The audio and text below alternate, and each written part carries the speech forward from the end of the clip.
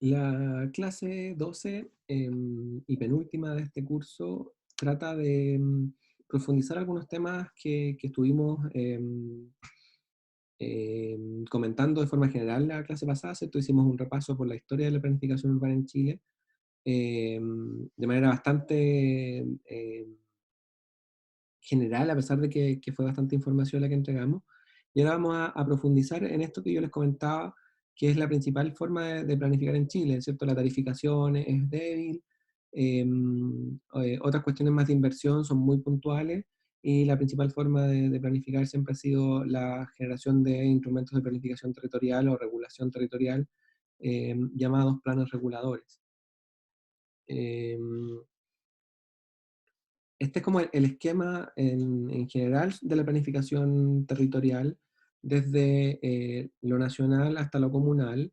A nivel nacional encontramos la política nacional, que la comentamos en la clase pasada. A nivel regional encontramos el Plan Regional de Ordenamiento Territorial. A nivel intercomunal, los planes reguladores intercomunales o metropolitanos, en ese caso el PRMS que yo les comentaba, o el PRIS que yo les comenté la clase pasada, son planes intercomunales. Eh, Además, bueno, ahí están todos los actores que participan. Cuando el de la política nacional participaban los ministerios principalmente. A nivel regional, los gobiernos regionales y los consejos regionales. A nivel intercomunal, en los municipios, pero también el MIMBU. Y a nivel comunal, que es el sector más, el lugar más pequeño de la planificación, están los planes reguladores, los planes seccionales, que son algunos barrios dentro de lo comunal, principalmente barrios patrimoniales. Eh, Y aquí participan tanto los ministerios de nivel nacional como los municipios y como el consejo municipal, que es el gobierno local. Los planes de ordenamiento territorial son una herramienta en general nueva, hay pocos ejemplos en Chile, son más o menos tienen esta forma, son lineamientos generales, son directrices generales para el desarrollo de una región completa, y también, bueno, desarrollan distintas posturas respecto de los sistemas de centros poblados, ¿cierto? ¿Cuáles son las principales ciudades? ¿Cómo se van a organizar en el territorio? Las áreas de desarrollo prioritario, hacia dónde crece cada una de estas ciudades, por ejemplo. La infraestructura de nivel regional, como la sanitaria, energética, prioridades de los instrumentos de planificación, cuáles son los instrumentos más urgentes a desarrollar. Pero lo importante es justamente esto, que es un plan indicativo, no es obligatorio, no genera una regulación específica, sino que más bien son como objetivos macro. Eh, de nuevo, indicativos, no son obligatorios para nadie este plan. Esa es su principal debilidad, pero finalmente da directrices de hacia dónde quiere ir una región en respecto de su desarrollo. El plan regulador metropolitano, ¿cierto? El nivel intercomunal sí tiene bastantes más directrices, define algunas cuestiones importantes, ¿cierto? Aquí de nuevo les presento el PRMS 100, lo estuvimos conversando en la clase pasada. Es la regulación de dos o más comunas en sus relaciones espaciales, y permite generar como algunas cosas que sí son obligatorias. Aquí ya empezamos con el nivel de regulación, no es indicativo, a pesar de que también tiene cosas indicativas como los objetivos, pero permite reservar espacio público para la vialidad mayor, las carreteras, las grandes vialidades intercomunales, se regulan a través de este plan intercomunal, los límites del crecimiento de las áreas urbanas, ¿cierto? Esto que yo les mostraba en el PRMS 100, hasta dónde va a llegar la ciudad, eh, la reserva de espacio público para futuras extensiones, o sea, de espacio para futuras extensiones de la ciudad, las áreas que por diversas causas deben restringirse o excluirse del desarrollo urbano, las áreas de riesgo socionatural, las áreas molestas, por ejemplo, en Santiago está resguardado con el PRMS el área del aeropuerto, ¿cierto? Que requiere alejarse de algunos sectores residenciales por los accidentes, por lo que sea. Está restringido ese desarrollo. Si se fijan aquí, esa mancha rosada es justamente un sector de exclusión donde no puede colocarse nada porque allí está el aeropuerto de Pudahuel. Y permite también definir las áreas verdes intercomunales, ustedes las ven acá, ¿cierto? Los grandes parques de la ciudad, no las plazas comunales, sino que los parques importantes. Y permite también regular a nivel comunal densidades máximas y densidades promedio, o sea, cuánto puede crecer realmente una comuna. No dónde específicamente, sino que en general, planificar toda una comuna, la densidad promedio de esa comuna, o hasta qué densidad máxima puede llegar su plan regulador. Entonces le coloca ciertas leyes al siguiente nivel, que es justamente la planificación comunal. Eh, el ámbito propio de los planes reguladores intercomunales está tanto en el área urbana, lo fuimos mencionando, ¿cierto? Límites hasta dónde llega la ciudad, cuál es la red vial, ¿cierto? Las principales, la principal, no los pasajes, ¿cierto? No las calles comunales, sino que las grandes vías intercomunales. Normas urbanísticas, fijación de densidades, lo mencionamos, las áreas de riesgo y las áreas de protección de áreas verdes. Solo área verde y las áreas de protección por otros motivos, como por ejemplo los aeropuertos. Pero también permite regular algunas cosas del área rural. También, de nuevo, áreas de riesgo, áreas donde por condiciones de riesgo o de vulnerabilidad socioterritorial, socionatural, no se pueden localizar edificaciones, como sectores cercanos a las quebradas o que están bajo los efectos de un posible tsunami, etc. Reconocer áreas de protección, como por ejemplo reservas naturales, ese tipo de cuestiones, también se pueden regular en un intercomunal. Definición de la subdivisión predial mínima en área rural, no en área urbana, sino que en el espacio rural se puede definir como, bueno, algunas subdivisiones, pero también no al nivel urbano, ¿cierto? Sino que parcelaciones grandes y ese tipo de cuestiones. Luego tenemos los planes reguladores, bueno, tenemos dos tipos de planes reguladores intercomunales, los metropolitanos, que en este caso son solamente 3 ciudades en Chile, Santiago, Concepción y Valparaíso, tienen planes reguladores metropolitanos, el resto son todos intercomunales. Y era lo que les comentaba, permite definir la zona urbana, que por ejemplo en este caso se define el área urbana, que son el área de la planificación comunal. Allí no se mete en la planificación, sino que genera y lo deja gris al interior. Esta parte, esta ciudad es Coquimbo y La Serena, esta parte que está en gris es la parte que corresponde a la comuna. ¿Qué es lo que regula entonces el intercomunal? Justamente el resto de las áreas. Si se fijan, sectores de playa, sectores de infraestructura intercomunal, como el aeropuerto de La Serena, sectores de riesgo, ¿cierto? La bajada de las aguas de las quebradas, áreas verdes intercomunales, sectores de expansión urbana, todos esos elementos aparecen en el plano. El crecimiento de la ciudad, el crecimiento de la comuna, de distinto tipo, o de las comunas, porque tienen un intercomunal, ¿cierto? Pero dentro del área urbana no se mete, allí se regula por el plan regulador comunal, ¿cierto? Las áreas verdes intercomunales, que pueden ser de distinto tipo, las áreas verdes o los parques de nivel intercomunal, aquí hay diferenciación. Este es el plan regulador metropolitano de Concepción. Vemos la gran cantidad de áreas verdes que tiene una comuna, o sea, una intercomuna que es del sur de Chile y tiene bastante eh, buena, buen desarrollo de áreas verdes por el clima, etcétera, pero vemos ahí los parques de la intercomuna, tanto los construidos como los que van a ser construidos en el futuro. Eh, y bueno, la red vial estructurante también, este de nuevo es Coquimbo, en este caso, y el sector de Guanaqueros y Tongoy, donde si se fijan en la línea roja es la ruta 5, que es la ruta que estructura la intercomuna, y esa se ve complementada con esta ruta, que es una ruta que va por atrás del desarrollo urbano, que se llama vía panorámica. Y esas son las grandes vialidades intercomunales, digamos, no regula justamente toda esta vialidad interior, de pequeñas calles, no solamente las más importantes, tanto las que existen como la Ruta 5 que está en rojo, como las que son proyectadas de nivel intercomunal, las que se van a hacer en el futuro, que justamente esta vía, por ejemplo, que se va a construir y que se está construyendo ahora, por la parte trasera de Coquimbo La Serena. Eh, pero que también es de nivel intercomunal, ¿cierto? Porque es una gran avenida que conecta y es paralela a la Ruta 5 con la idea de descongestionarla.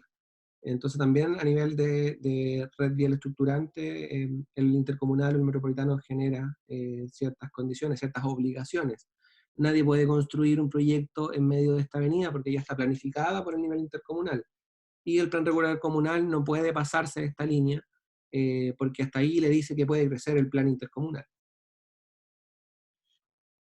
Lo que les comentaba antes, que puede regular algunas consideraciones especiales, algunos sectores, sobre todo de cuestiones residenciales, de parcelaciones de agrado en áreas rurales, de nuevo con algún nivel de regulación, pero en general lo permite por lo menos dar algún orden. Áreas de riesgo, estamos hablando de zonas en área rural, ¿cierto? Esta es la intercomuna de La Campana, con comunas como Quillota, Limache, en la quinta región de Chile. Áreas de riesgo, ¿cierto? Aparecen ahí algunos sectores que tienen condiciones de riesgo, áreas de protección natural, definición de la subdivisión predial mínima, etcétera. Son cosas que puede regular un intercomunal. Ahora sí, el nivel comunal, que justamente está, la generación de estos planes está en el nivel de la comuna y lo vota el Consejo Municipal. Eso es una de las cuestiones que también les había comentado. En Chile, el planificador principal es el Consejo Comunal, que es un ente político, no es un ente técnico, que toma las decisiones finales sobre los planes reguladores. Evidentemente, los buenos municipios informan muy bien a sus concejales de cuáles son las decisiones que tienen que tomar o cuáles son las mejores, eh, cuál es la mejor información para tomar la decisión. Otros municipios no, y en general políticos bastante desinformados votan en general los planes reguladores. Eh, ¿Cuál es la principal idea detrás de la regulación de este tipo? Es entregar un conjunto de normas, es un grupo de normas específicas, eh, entre 14 y 18 normas que permiten entregar las reglas del juego a los privados. Esto no genera ni inversión, ni tarificación, ni ningún tipo de cosa, sino que solamente decide eh, cuáles son las normas en distintas partes de una comuna. Esta es una comuna determinada, y así como en esta zona, que va a tener cierto color, cierto código, cierta condición, se van a permitir ciertas normas, y los privados que quieran construir cualquier cosa acá tienen que consultar esas normas y cumplirlas. Eso es lo que implica la regulación. Vamos a hablar de cuáles son esas normas. Eh, ¿Qué nos permite este conjunto de normas? Estructurar el sistema de centros poblados de una comuna. Una comuna puede tener más de un centro poblado. Generar los límites urbanos. En este caso, esto es una comuna que está al interior de la ciudad, entonces su límite urbano es todo, pero hay otras comunas que son más que... hay otras comunas donde la ciudad es más pequeña que el territorio, entonces limitarla y ponerle un límite es importante. La infraestructura vial, ahora sí, la de nivel comunal, no la intercomunal, sino que la más pequeña, la más fina. Las áreas verdes y el equipamiento comunal, ahora sí, las plazas comunales, no los parques intercomunales. Y las condiciones de los proyectos de desarrollo urbano condicionados, si es que existiesen. Pero bueno, sabemos que ya eso ya casi no pasa en Chile, casi no hay proyectos de desarrollo urbano condicionado desde el 2011 en adelante. ¿Cuáles son esas normas urbanísticas? Son las que aparecen aquí. Vamos a hacer mención de algunas, pero otras también son bastante obvias. Hay normas para la vialidad y hay normas para las zonas. Respecto de la vialidad, el plan intercomunal dice cuánto miden las calles, cuánto miden de ancho, cuáles son las zonas de expropiación, cuáles son donde el Estado va a comprar ciertas partes para desarrollar un ensanche, una vía, o la construcción de una vía nueva. Y el ancho de las vías expresas o troncales definidas en la planificación intercomunal. La planificación intercomunal, ustedes si se acuerdan de Coquimbo, La Serena, era una línea roja, que representaba a una ruta específica. Es el plan regulador comunal el que define cuánto es el ancho de esa línea roja, que en el plano es una línea roja, ¿no? Respecto de las normas urbanísticas en la zona, están estas, que las voy a contar inmediatamente porque no las había contado hasta ahora. 12. Tengo 15 en este PowerPoint, pero hay algunas que quizás se me están escapando. Van cambiando en el tiempo, por eso estos PPT hay que ir como revisándolo y actualizándolo. ¿Qué es lo que se regula? Usos de suelo. ¿Qué usos de suelo están prohibidos y cuáles están permitidos? Sistemas de agrupamiento, coeficiente de constructibilidad, ocupación de suelo, altura máxima, muy importante. Ojo que estas normas no son obligatorias de colocarlas, sino que son una posibilidad del municipio. Si alguien quiere colocar o quiere no poner alturas máximas, el inmobiliario o el desarrollador puede hacer la altura que quiera.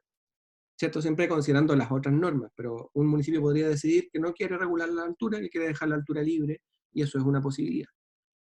Adosamiento, que es cuánto uno se pega al vecino, distanciamiento mínimo, antejardín, que es cuánto uno deja entre la edificación y el límite predial, los ochavos, que son justamente estas condiciones de esquina, las rasantes, la superficie de subdivisión predial mínima, hasta cuánto yo puedo subdividir un terreno grande, en cuántos terrenos pequeñitos lo puedo hacer, densidades máximas, ¿cierto? Que junto con la altura de edificación y los metros cuadrados te permiten saber más o menos cuál es la cantidad máxima o mínima de metros cuadrados que tiene cada unidad de vivienda. Altura de los cierros, altura de la reja, muy poco importante, pero bueno, quizás alguien quisiera regularlo. Exigencias de estacionamiento, áreas de riesgo, áreas de protección, y exigencias de plantaciones y obras de ornato en las áreas afectadas a utilidad pública. Si yo regulo y digo por aquí va a pasar una calle, y si usted quiere urbanizar tiene que construir esa calle, además tiene que colocarle los árboles y las bancas y ese tipo de cosas. También cosas bastante menores, pero se pueden regular con el plan regulador. Vamos a detenernos en algunas cosas importantes. El límite urbano, colocarle el límite, a pesar de que este límite puede estar definido por el intercomunal, en general son las comunas las que definen hasta dónde van a planificar y hasta dónde llega lo urbano y dónde empieza lo rural. ¿Cierto? Es súper importante esta condición. De nuevo, en las comunas donde el sector urbano es más pequeño que la comuna, porque hay comunas, sobre todo en Santiago, que están todas ocupadas. Entonces, el límite urbano coincide con el límite comunal. La zonificación y los usos de suelo dentro de cada zonificación, definidos en si son residenciales, equipamiento, actividades productivas, infraestructura, áreas verdes o espacio público. Una consideración importante, por ejemplo, es qué grado de compatibilidad hay entre la residencia y la actividad productiva. Es una cuestión a definir el plan regulador. Las zonas industriales en general intentan o deberían prohibir la vivienda, y los sectores residenciales deberían prohibir la industria de alto impacto. Eso es como un básico, pero también está sujeto a la planificación del plan regulador. Aquí hay algunos temas respecto de la norma. La altura de edificación es una altura máxima, no es que yo pueda obligar a un privado a construir la altura que yo quiera, sino que le defino una máxima. Y si la máxima es 10, el privado puede construir 1 hasta 10. Pero no es que yo lo pueda obligar a construir 10 porque yo quiero que la imagen urbana sea continua. Eso lamentablemente en Chile no se puede hacer, que es un problema porque después te encuentras con, claro, la altura máxima es 10, pero unos tienen 10, otros tienen 7, otros tienen 2, otros tienen 5, y se generan los problemas que conocemos en la ciudad. Otras normas, bueno, en función de la densidad y la altura, es la altura máxima, es como es son las principales dos normas que nos definen cuál es la morfología urbana principal. Si es de este tipo o es de este tipo, se define justamente en el juego entre estas dos normas, cuál es la densidad que yo le doy a un sector y cuál es la altura máxima. Normalmente los inmobiliarios van a aprovechar la altura máxima y la mayor densidad posible, y en ese cálculo van a ver cuántos edificios les caben y si les caben solamente casas o también edificios más grandes, si es más rentable. En general, estas dos normas son las que definen la morfología. Pero también hay otras, como los sistemas de agrupamiento, antejardín, coeficiente de ocupación de suelo y la constructibilidad, que generan en total, estas normas, estas 6 normas en general, regulan la forma urbana de los edificios, ¿cierto? Que aquí están como algunas de esas condiciones. Sistemas de agrupamiento, ustedes deberían conocer los tres que existen. La edificación aislada, es decir, la separación completa de los volúmenes respecto de los vecinos. La edificación pareada, que permite pegar cierta parte de la edificación al vecino. Y la edificación continua, que permite pegarse a los dos costados de los vecinos. Respecto del antejardín, podemos incluir viviendas con antejardín cero o sin antejardín, que es más o menos esta imagen, ¿cierto? Donde las ventanas y la puerta dan directamente a la vereda, o pequeños espacios de 2 metros, de 5 metros, etc. En todos los metros que yo quiera de antejardín también se puede planificar. Y estas son las dos normas que son quizás las más difíciles de entender, no creo que tanto, sobre todo esta. La ocupación de suelo es qué porcentaje del predio yo puedo ocupar en el primer piso. Es decir, si yo tengo una coeficiente de ocupación de suelo del 0,4. Yo le doy ese coeficiente como planificador a los privados. Los privados pueden construir un edificio que ocupe en primer piso solamente el 40% del terreno y el resto tiene que dejarlo libre. Y así puedo cambiar ese coeficiente a 0,6, además de respetar todo el resto de las normas, ¿cierto?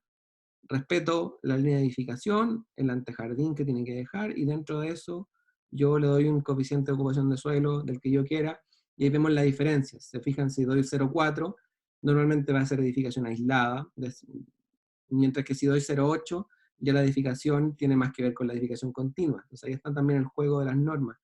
La edificación o la ocupación de suelo 0,8 es bastante alta. Poco recomendable porque deja bastante poco espacio para la circulación de aire, etcétera, etcétera. Y el segundo factor es el coeficiente de constructibilidad, que es el coeficiente por el cual yo multiplico mi terreno para saber la cantidad de metros cuadrados totales que yo puedo construir en mi terreno. Es decir, si mi coeficiente de constructibilidad es 2, por ejemplo, yo lo que tengo que hacer es tomar mi terreno, que en este caso yo me doy un terreno típico o tipo de 1000 metros cuadrados. Si yo esos 1000 metros cuadrados lo tengo que multiplicar por este coeficiente de constructibilidad que es 2, que es el mismo ejemplo que tengo acá. Por lo tanto, yo puedo construir en total en mi terreno 2000 metros cuadrados. Si a eso sumamos, por ejemplo, de que el coeficiente de ocupación de suelo es del 0,4, yo puedo construir, bueno, 0,4, 0,4 en el segundo piso, 0,4 en el tercero, 0,4 en el 5, entonces ya he ocupado el 1,6 en 4 pisos. Entonces todavía me queda 0,4 porque si el coeficiente es 2, yo entonces arriba tengo que construir quizás, si la altura máxima es 6, quizás un volumen más pequeño que ocupe 0,2 y 0,2. Así yo alcanzo una altura máxima de 6 pisos, sumo la constructibilidad completa, 0,2, 0,2, 0,4, 0,4, 0,4, 0,4, me da una constructibilidad de 0,2, y la ocupación de suelo ocupo el 0,4, que es la norma que yo medí. En total este edificio tendría 2000 metros cuadrados construidos. Esa es el juego de las normas que en general van a regular la forma urbana de la ciudad, además de otras cuestiones anexas y bastante menores que yo les comentaba antes: arborización, marquesinas, la posibilidad de construir un antejardín, volúmenes que salgan o que se posen en el antejardín, o que puedan ser salientes de segundo piso, pero que no pueden estar construidas en primer piso. Bastantes normas que son bastante más específicas y normalmente se usan en barrios que son patrimoniales y que tienen cierta forma y que se quiere preservar. También la cantidad de estacionamiento, cuánto se puede construir hacia abajo. Esto que está acá se llama cuerpos salientes, balcones, todo ese tipo de cuestiones que son de segundo piso hacia arriba. Eh, el espacio que se deja acá, o si tiene ochavo, que es justamente esta idea de generar una triangulación en la esquina con la idea de generar una visibilidad mejor, ¿cierto? Como en el caso del ensanche, o en el caso del Plan Cerdá de Barcelona, que tiene unos ochavos importantes. Construcción de portales o marquesinas, instalación de publicidad, todo ese tipo de cosas también son posibles de regular en el plan regulador. La red vial estructurante, si ustedes se recuerdan, este es el mismo caso de Coquimbo. La principal vía era esta, ¿cierto? La ruta 5. En este caso se le da los anchos determinados, pero además se desarrolla todo el resto de la red. Esta es la vía panorámica que les había mencionado antes, que va por la parte de atrás de Coquimbo, y después se mete, bueno, en La Serena y sigue para allá.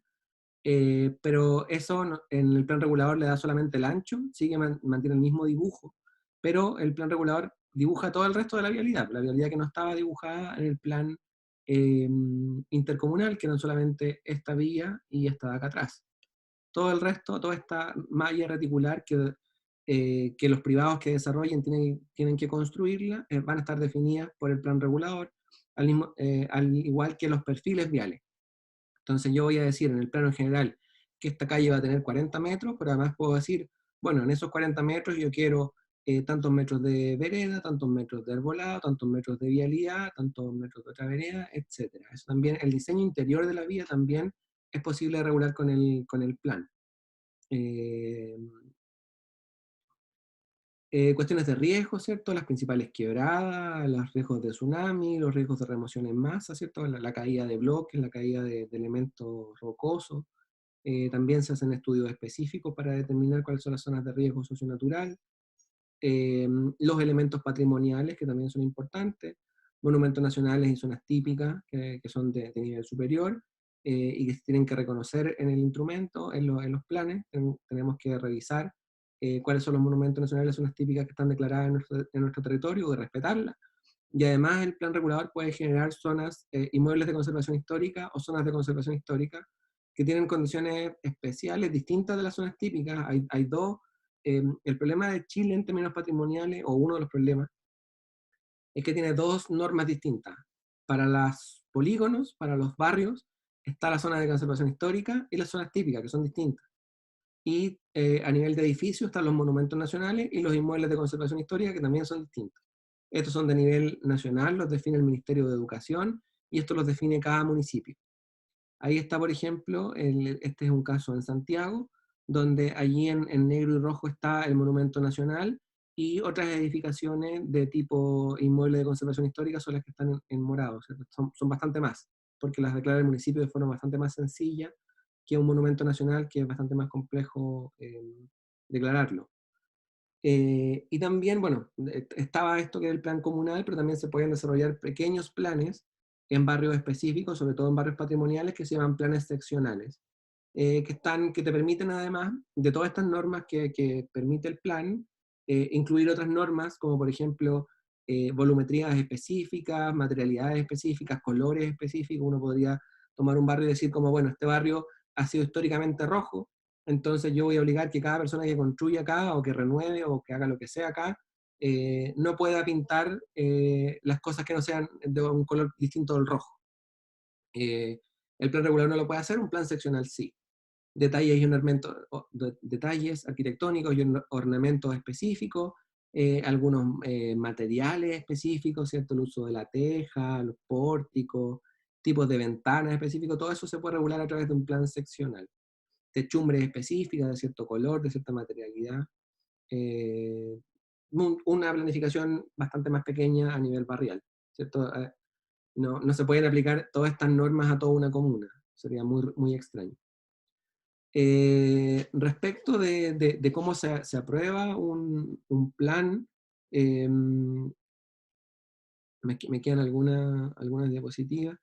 Respecto de la aprobación del plan, yo esto se lo había comentado antes, cualquiera de estos instrumentos de planificación pasa por tres procesos: uno técnico, uno participativo con la comunidad, ya sea de nivel comunal, intercomunal o incluso regional, y sobre todo si es un plan seccional barrial, ¿cierto? La participación es importante, y una evaluación ambiental estratégica que es realizada por el Ministerio de Medio Ambiente, donde uno declara los efectos ambientales del plan. Y al mismo tiempo es una mezcla de combinación entre una legislación urbana, que son las leyes relacionadas con el urbanismo, y la legislación ambiental, que son las leyes relacionadas con las declaraciones de evaluación ambiental estratégica y ese tipo de cuestiones. Este es un ejemplo, no tenemos mucho tiempo para detenernos en esto, pero es un ejemplo de cómo se desarrolla una evaluación ambiental estratégica, donde se genera o donde hace un estudio ambiental, donde se estudian los factores críticos de decisión, criterios de evaluación ambiental y los indicadores que el plan va a medir para evaluar si está funcionando ambientalmente correctamente o incorrectamente, y si hace más sustentable un territorio o menos sustentable. Eso genera matrices, ¿cierto?, de análisis que nos permite saber cuáles de las opciones de desarrollo, cuáles son las mejores opciones para el desarrollo de normativa.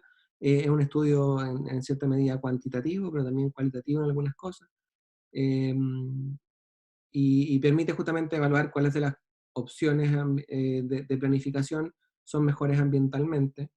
Y estos son algunos elementos de la cuestión relacionada con la participación.